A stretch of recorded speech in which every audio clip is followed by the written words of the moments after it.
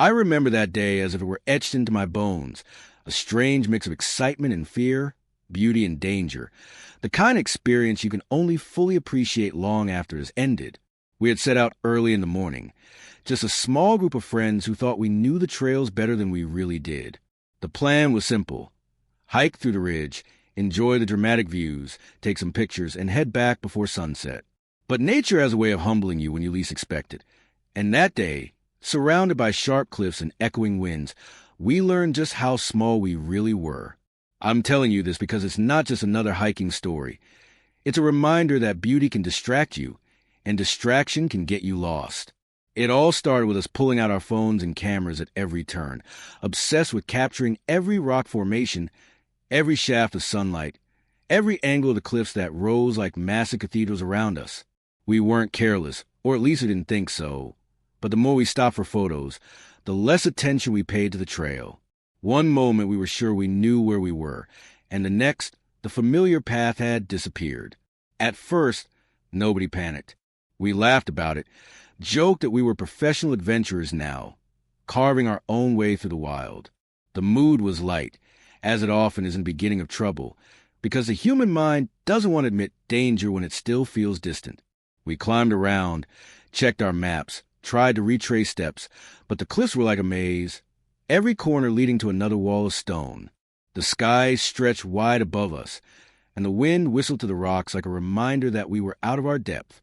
Hours passed, and the sun, instead of being our friend, became our enemy, throwing shadows that confused our sense of direction.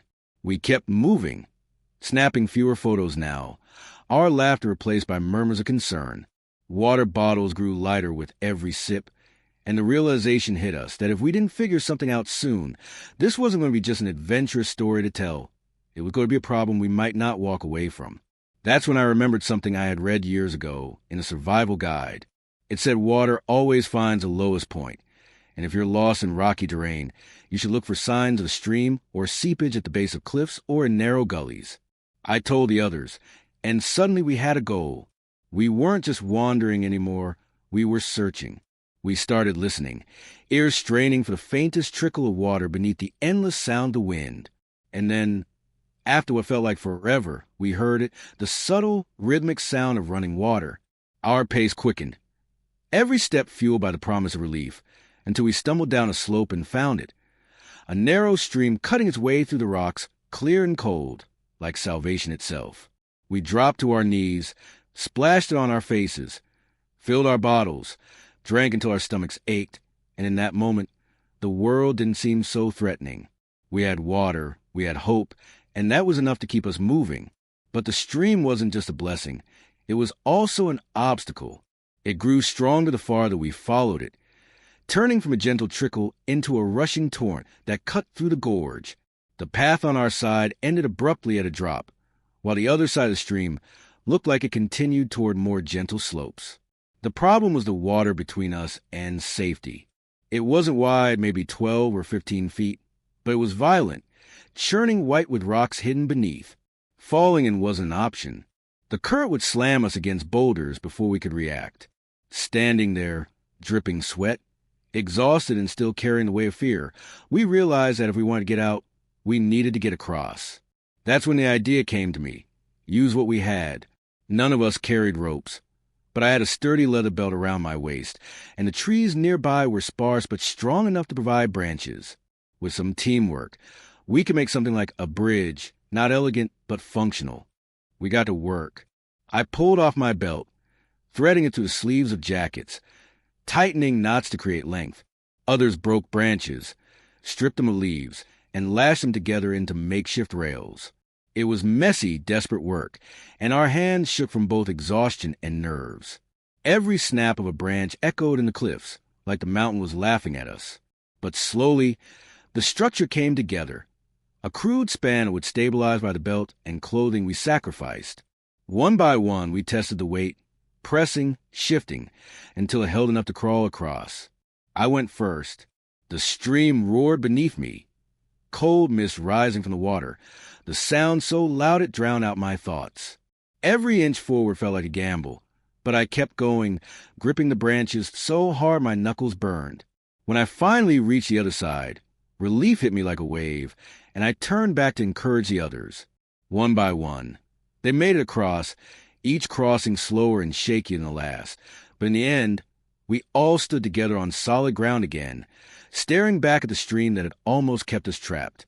From there, the land opened up.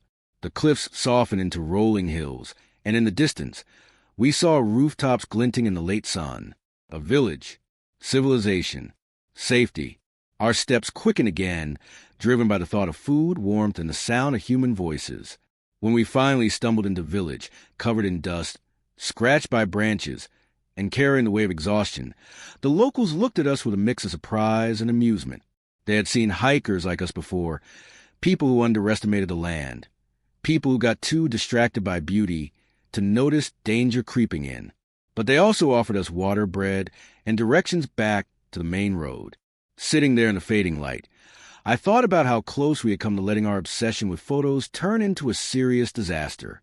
Now, when I look back, I realized that the story wasn't just about getting lost or finding water or building a bridge. It was about focus, teamwork, and respect for the wild. The cliffs didn't care about us. The stream wasn't going to wait for us, and nature never bends to human plans. We had to adapt, to use what we had, to trust each other, and keep moving even when fear gnawed at our resolve. And in the end, that's what saved us. So whenever I tell this story, I don't just think of the fear or the danger or the exhaustion. I think of the way the sun hit the rocks in the afternoon, the way the water tasted after hours of thirst, the sound of laughter returning when we finally knew we were safe. It's a memory carved into my mind like those cliffs, sharp and unyielding, but beautiful all the same. And that's why, every time I step into the wild now, I remind myself, take pictures, sure, but never forget to look up, to stay aware, to respect the land. Because the land doesn't forgive distraction, but it does reward those who pay attention, who listen, who learn. That day taught me more than any book or guide ever could. And if you take anything from this story, let it be this: beauty is worth seeing, but survival is worth more.